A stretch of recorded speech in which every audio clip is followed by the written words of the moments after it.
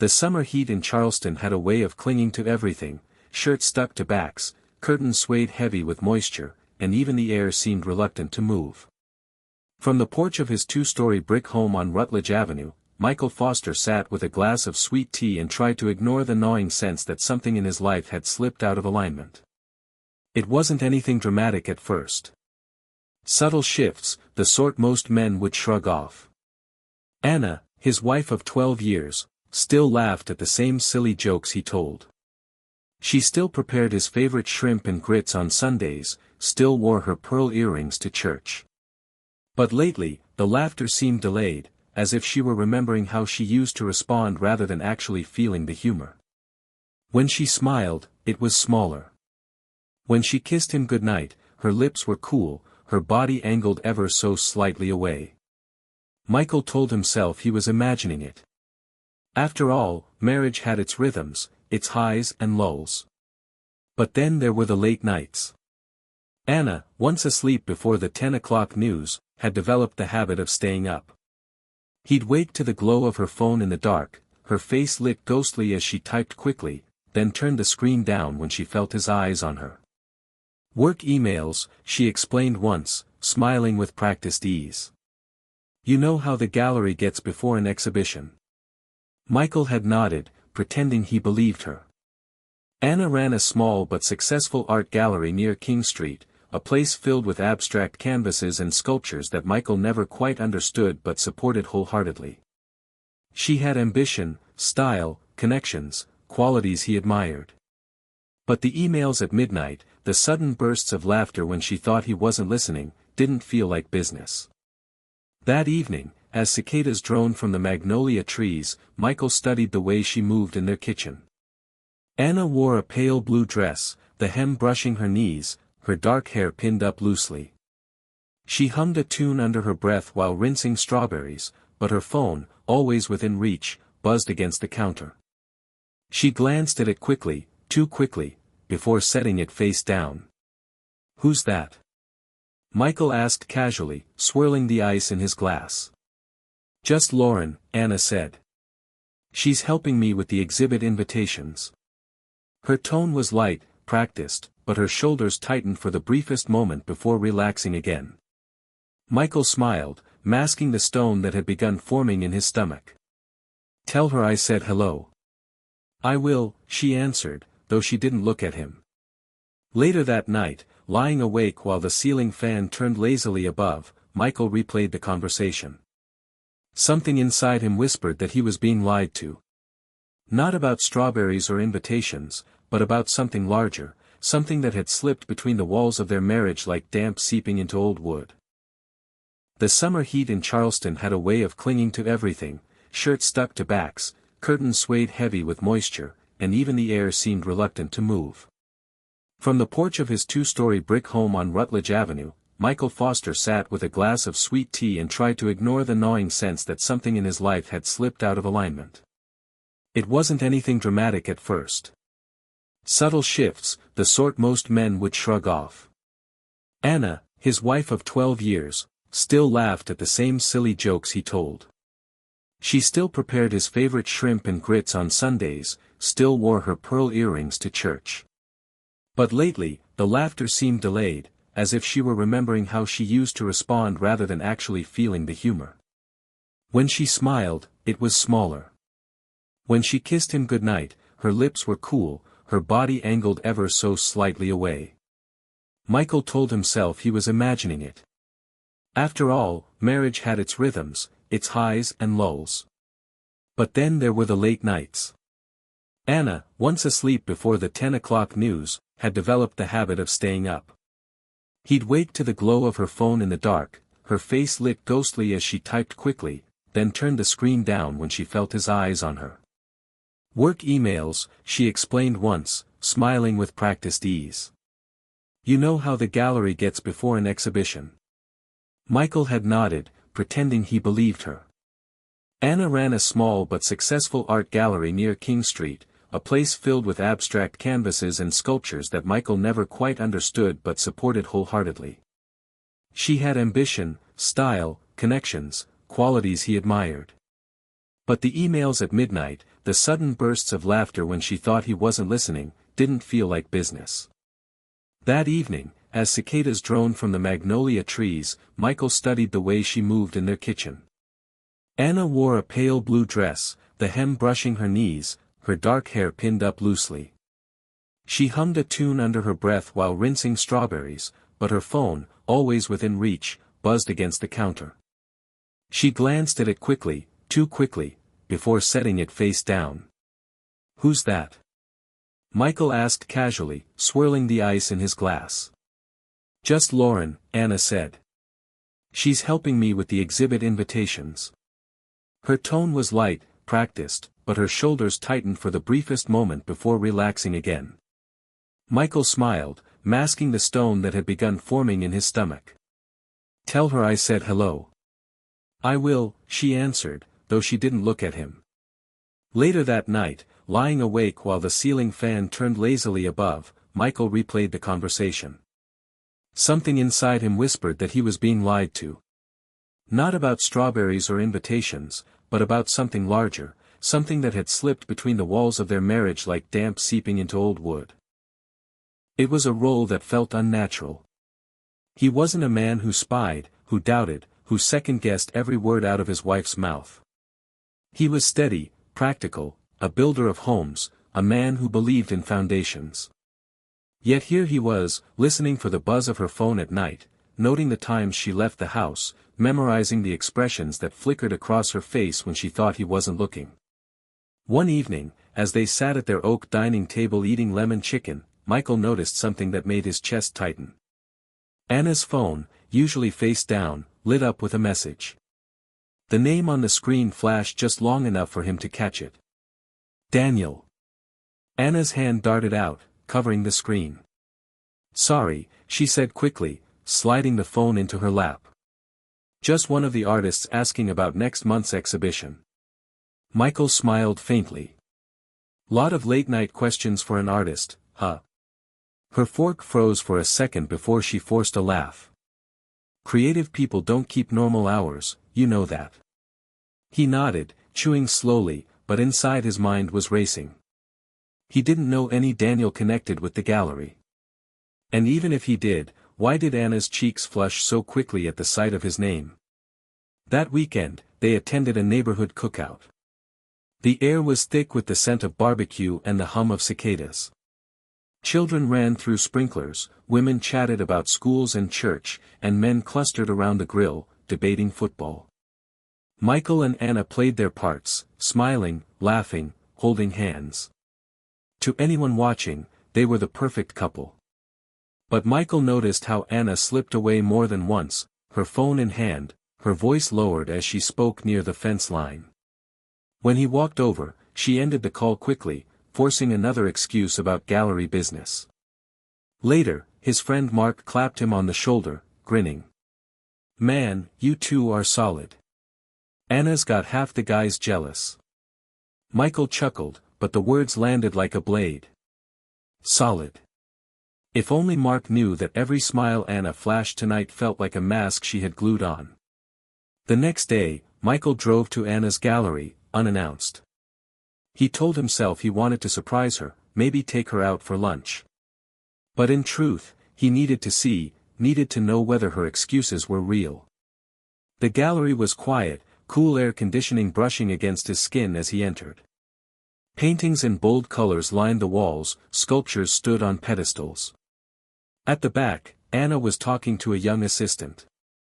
She looked startled to see him. "Michael," she said too brightly. "What are you doing here?" "Thought I'd take you out.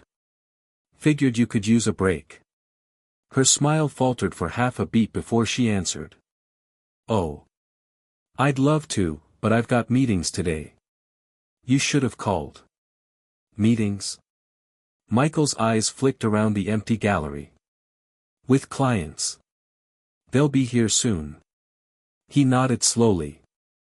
"All right. Maybe next time." As he turned to leave, something caught his eye. On her desk, half hidden beneath papers, was a small notepad. Written at the top in looping handwriting was a name, Daniel R., 730, Von Du Inn. Michael's stomach clenched. That wasn't a client meeting. That was dinner. That night, Michael sat in his truck across from the Vendu Inn, a boutique hotel in the historic district. Gas lamps flickered along the cobblestone street, couples strolled arm in arm, and the distant sound of jazz spilled from a bar down the block. At exactly 7:30, Anna arrived. She wore a black dress he hadn't seen before, her hair loose around her shoulders. She looked radiant, nervous, excited, expressions Michael hadn't seen directed at him in months. Minutes later, a tall man stepped out of the hotel. Blonde hair, tailored suit, easy confidence. He leaned down, kissed Anna lightly on the cheek, and the two of them disappeared inside together. Michael's chest felt like it was caving in. He gripped the steering wheel so tightly his knuckles turned white. He wanted to storm inside, drag her out, confront the man, demand answers. But some instinct told him to wait. To watch. Because now he knew. He had seen it with his own eyes. And knowledge was power. When Anna returned home that night, she smelled faintly of wine and perfume. She kissed Michael lightly on the cheek, murmured something about a long day, and slipped into the shower. Michael sat in the living room, staring at the flickering light of the TV without hearing a word. His world had shifted permanently. The foundation he had trusted was cracked wide open. Yet, strangely, he felt calm. The anger would come later. For now, he needed clarity. Proof. A plan. Anna thought she was playing a dangerous game in secret. But from this night forward, Michael vowed silently to himself. He would not only uncover the truth. He would decide how the story ended. The morning after the Vendu Inn, Michael went through the motions of daily life like a man wearing someone else's skin. He kissed Anna goodbye, drove to work, answered emails, shook hands with clients. But under the surface, every nerve in his body buzzed with the knowledge of what he had seen. The image wouldn't leave him, Anna in that black dress, her eyes lighting up as Daniel leaned in. A look Michael hadn't seen from her in years. It wasn't just betrayal. It was replacement. By the afternoon, he had already made his decision. He wasn't going to confront her empty-handed, wasn't going to risk her weaving another web of excuses. No, when the truth came out, it would come with proof she couldn't deny. Michael's first step was simple observation. He began paying attention to Anna's schedule, noting when she left and when she returned. At first, he kept it all in his head. But soon he bought a small leather notebook and started writing. Tuesday, 9:15 p.m., left house, returned 11:47 p.m. Thursday, 7:05 p.m., gallery closed, but Anna not home until 10:30. Saturday morning, 10 a.m., grocery shopping, but no groceries when she returned. The pattern emerged quickly. Too many late nights. Too many excuses. Too many gaps where Anna's life slipped out of his reach. One evening, Michael told her he had an early meeting the next morning and would be sleeping in the guest room to avoid disturbing her. She smiled, kissed him on the cheek, and said she understood. But when midnight came and her phone buzzed on the nightstand, Michael was awake. He crept silently into the room, careful as a hunter, and picked it up. A single message glowed on the screen. Daniel, I miss you already. Last night was perfect. Can't wait until Thursday. Michael's vision blurred with fury. His thumb hovered over the screen, tempted to scroll deeper, to uncover every hidden word. But he stopped himself. If she noticed anything missing or unlocked, she'd grow cautious. He needed her to believe she was safe. So he set the phone down, stepped back, and swallowed the bile in his throat. Now he had names. Now he had dates. And soon, he would have everything else. The next step was harder. He found a private investigator, an old college acquaintance named Rick who now ran a small agency out of Mount Pleasant. Rick was blunt, broad-shouldered, a man who had seen too many cases just like this. You sure you want this? Rick asked, sliding a folder across the table when they met at a diner off Highway 17. Once you open this door, there's no closing it again. Michael's jaw tightened. She's already opened it. I just need to see what's on the other side. Rick studied him for a moment, then nodded. All right. Give me a week. I'll get you what you need. That week was hell. Michael lived two lives, one where he smiled at neighbors, went to work, and ate dinner across from his wife, and another where his mind replayed the image of her slipping into Daniel's arms. Anna seemed lighter these days, almost glowing. She hummed while cooking, tapped her foot while folding laundry, laughed at jokes she used to ignore. To anyone else, it looked like happiness. To Michael, it was proof that another man was giving her something she no longer sought from him. One night, while they sat on the porch watching a thunderstorm roll over the Ashley River, Anna reached for his hand. It shocked him. For a moment, the old warmth returned, the touch that once tethered him to her. But then he remembered Daniel's name glowing on her phone screen, and he withdrew his hand gently, pretending to scratch his leg. Anna's eyes flickered with hurt. She said nothing. Neither did he. A week later, Rick called. We need to meet. Tonight. They met in the back of the same diner, the rain hammering against the windows. Rick slid a manila envelope across the table. Everything you asked for. Michael opened it with shaking hands. Inside were photographs. Clear, undeniable. Anna and Daniel at the Vondu Inn, sitting close at a table, his hand brushing hers. Anna and Daniel walking arm in arm down Meeting Street. Anna and Daniel entering a hotel together, late at night. And finally, Anna and Daniel kissing, her head tilted back, his hands on her waist. Michael's breath caught. His chest burned. The pictures were worse than he imagined because they made it real. Not suspicion. Not paranoia. Reality. Rick's voice was steady. He's a businessman from Atlanta. Comes here every few weeks. My guess. This has been going on for months. Michael closed the envelope, his hands trembling. Thank you. You want me to keep digging? No, Michael said quietly. His voice was cold, resolved. I have what I need. That night, Michael sat alone in his truck outside their house, rain pounding on the windshield. Inside, Anna was moving around, probably preparing dinner, maybe humming again. He should have felt broken. But instead, what filled him was something darker, sharper. Rage, yes. But also a strange clarity. She thought she was clever. She thought she had carved out a secret life, safe from discovery. But now he held the truth in his hands like a weapon. And Michael Foster had no intention of being the fool in someone else's story. From this moment on, he decided. Anna's betrayal would not end in silence. It would end on his terms. Dinner on Sunday should have been ordinary, chicken roasting in the oven, cornbread cooling on the counter, the faint smell of butter and thyme drifting through the house. But Michael tasted nothing. Every bite of food turned to dust in his mouth. Across from him, Anna sipped her wine, her face glowing in the soft light. She looked beautiful, more beautiful than ever, as if some secret joy was feeding her. Michael knew better. That glow wasn't for him. Long week ahead, she said lightly, spearing a green bean with her fork. The exhibition opens Friday. I'll be at the gallery late most nights. Michael forced a smile. Of course.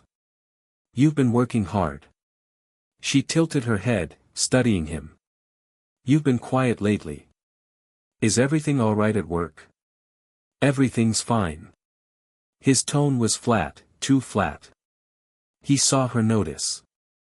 Anna set her fork down, folding her hands neatly. Michael, is something wrong? He met her eyes, searching for even a flicker of guilt. But she held his gaze calmly, the mask perfectly in place. No, he said finally, sipping his sweet tea. Nothing's wrong. But something in his voice, too sharp, too deliberate, hung in the air like smoke. In the days that followed, Michael found himself walking a tightrope. On the surface, he was the same husband he'd always been, mowing the lawn, fixing the squeaky porch step, kissing Anna goodbye before work. But underneath, he was boiling. Every time her phone buzzed, every time she said she was running late, he wanted to explode. He didn't. Instead, he let silence stretch longer than usual, let his eyes linger on her a moment too long, let the faintest edge creep into his words. And Anna noticed. One night, as they lay in bed, she rolled toward him. "You've been distant," she whispered. Michael stared at the ceiling fan turning slowly above them. "Have I?" "Yes." Her voice was careful, probing. "It feels like you're angry at me." He turned then, meeting her eyes in the dim light. "If I were angry, Anna, believe me, you'd know." Her lips parted slightly, but she said nothing. A moment later, she turned away, her shoulders stiff. Michael closed his eyes. The mask was cracking, hers and his. By Thursday, the tension had thickened so much that even the house seemed to hold its breath. That evening, Anna came home late, her hair slightly mussed, her cheeks flushed. She tossed her purse on the counter and poured herself a glass of wine without looking at him. "Traffic was awful," she muttered. Michael watched her silently, noting the faint smudge of lipstick on her collarbone, the way her blouse smelled faintly of cologne that wasn't his. He wanted to hurl the photographs onto the table, to scream, to demand the truth. But instead, he said softly, "You should change your blouse. It looks wrinkled." Anna froze, just for a second, before forcing a laugh. "Thanks for the fashion advice, Mr. Contractor." She disappeared upstairs. Michael sat alone in the kitchen, his fists clenched, the drumbeat of rage growing louder. That weekend, Charleston hosted its annual Spoleto Festival. Music drifted through the city, stages filled the parks, and streets buzzed with tourists. Michael and Anna attended together, walking hand in hand down King Street, playing the role of the happy couple once more. But Michael felt the hollowness of her touch. He caught her scanning the crowd, her eyes darting with an energy he hadn't seen in years. Searching for someone. And then, for the briefest moment, he saw him, Daniel. Across the street, standing beneath a street lamp, phone in hand. Their eyes didn't meet, but Michael saw the way Anna stiffened beside him, how her grip on his hand tightened unnaturally. She excused herself to find the restroom. Michael didn't follow. He didn't need to. The look in her eyes had told him everything.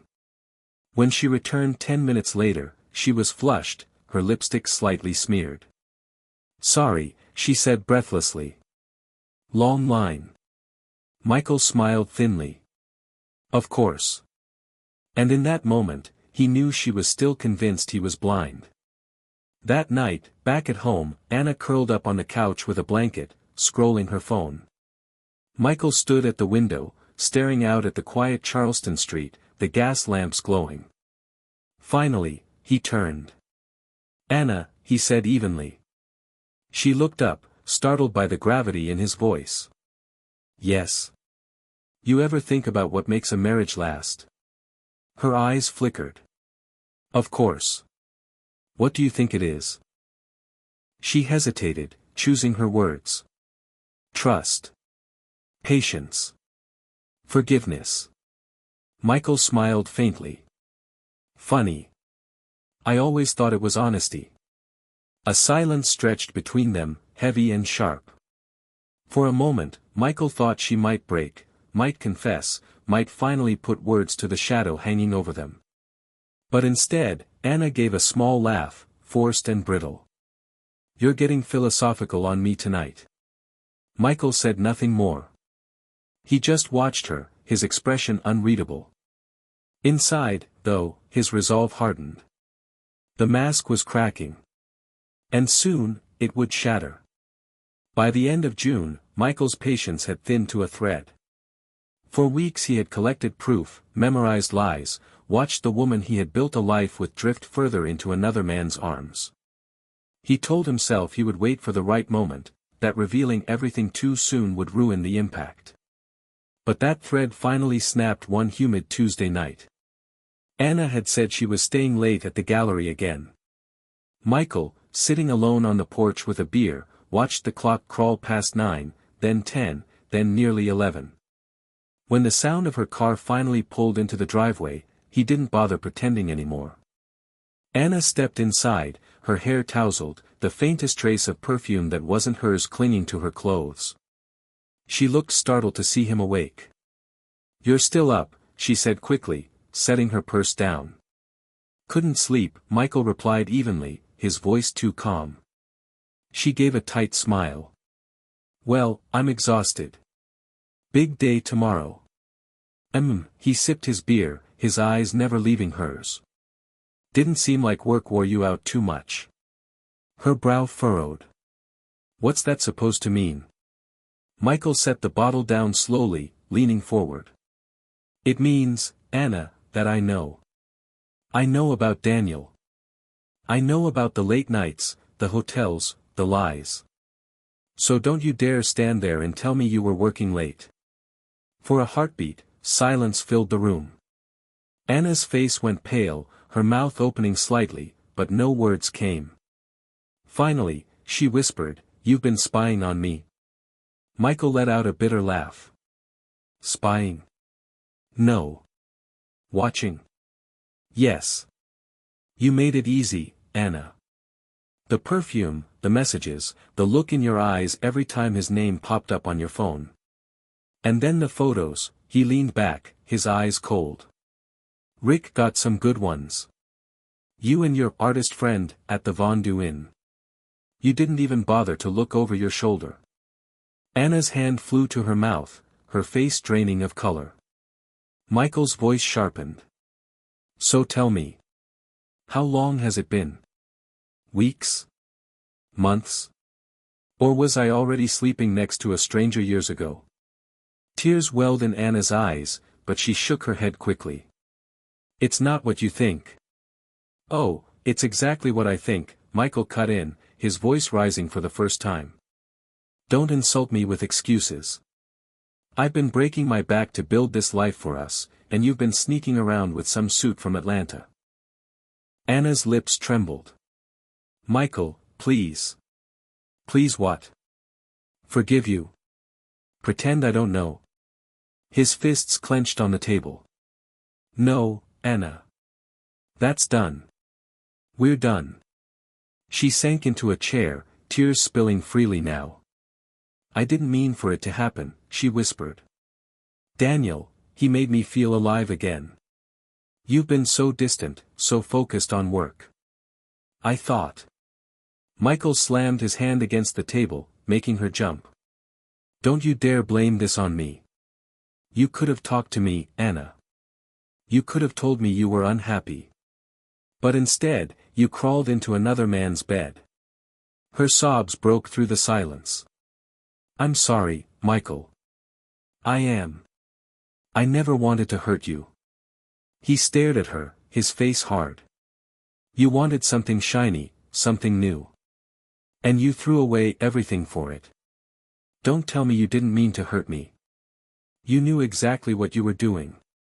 For the first time, anger flashed in Anna's eyes through the tears. "And what about you? Always at work, always tired, always too serious. You stopped seeing me years ago." Michael let out a bitter laugh. "I stopped seeing you. No, Anna. I saw you every day. I just didn't realize the woman I loved had already left." The fight stretched late into the night, voices raised and broken, old wounds dragged to the surface. By the time silence returned, Anna was in the bedroom with the door locked, and Michael sat alone in the living room, the envelope of photographs spread before him. He looked down at them one last time, the proof of betrayal, and felt something inside him harden. This wasn't just about heartbreak anymore. It was about justice. About making sure Anna paid for the choices she had made. The next morning, Michael made 2 phone calls. One to his lawyer. Another to his bank. If Anna thought she could walk away with half of everything he had built, she was wrong. He would make sure the divorce left her with nothing but regret. That evening, he told her calmly, almost gently. "I've spoken to an attorney. Papers will be ready soon." Anna's face crumpled. "Michael, please, don't do this. We can fix it." "There's nothing left to fix," he said coldly. "You made your choice. Now you'll live with it." She tried to argue, begged him not to throw their life away, but Michael had already made up his mind. The betrayal had burned away every trace of the man who once would have forgiven. All that remained now was resolve. That night, as he stood on the porch, the warm Charleston breeze carrying the faint scent of the harbor, Michael felt a strange calm settle over him. For weeks he had lived in shadows, suspicions, secrets, silence. But now the truth was in the open, raw and undeniable. Anna had cheated. Anna had lied. And now, Anna would lose everything. Michael wasn't just ending a marriage. He was reclaiming his life. And as he stared out at the quiet street, he whispered to himself, almost like a vow. This is only the beginning. The morning after the confrontation, Charleston looked deceptively peaceful. The sky was painted in soft pastels, the gulls circling lazily over the harbor, the city waking up with its usual charm. But inside the house on Rutledge Avenue, the air was heavy with silence. Michael had already showered, dressed, and packed a small bag. He wasn't leaving permanently, not yet, but he needed distance. Anna, he decided, would wake up to more than just an empty side of the bed. On the kitchen counter, he left the manila envelope with the photographs neatly stacked. On top, a note in his steady handwriting. By the time you read this, the process will already have begun. Don't bother lying anymore. The lawyer will call you. M. When Anna padded downstairs in her robe an hour later, her trembling hands reached for the envelope. One glance at the photos sent her collapsing into a chair, clutching her chest. She knew now there was no way back. Michael wasn't just angry, he was calculating. He had spent weeks preparing, quietly securing financial documents, accounts, and even locking down assets under his name. His lawyer, Thomas Rivers, was a man known in Charleston for being ruthless in the courtroom. "She cheated," Michael said simply when they met in Thomas's office. "I've got proof. I want her out with nothing." Thomas adjusted his glasses, scanning the photographs. "This is strong. South Carolina still allows fault-based divorce. Adultery disqualifies her from alimony. We can file on those grounds." Michael nodded once. "Do it." Within days, the paperwork was filed. Anna's phone calls went unanswered. When she showed up at his office in tears, security escorted her out. At first, Anna tried to play the part of the remorseful wife. She sent long messages, handwritten letters, even left voicemails begging Michael to meet, to talk, to remember the years they had shared. "Please, Michael. Don't do this. I made a mistake, but I still love you. Don't throw our life away over one affair." Michael would listen to the voicemails in his truck, jaw tight, then delete them without response. To him, it wasn't one mistake. It was months of lies. It was betrayal, repeated again and again. When begging failed, Anna's tone shifted to anger. She accused him of cruelty, of abandoning her, of being cold. But every outburst only strengthened Michael's resolve. "You made your bed, Anna," he muttered to himself one night as her furious texts flashed across the screen. "Now lie in it, alone." By late summer, the divorce proceedings reached the courthouse.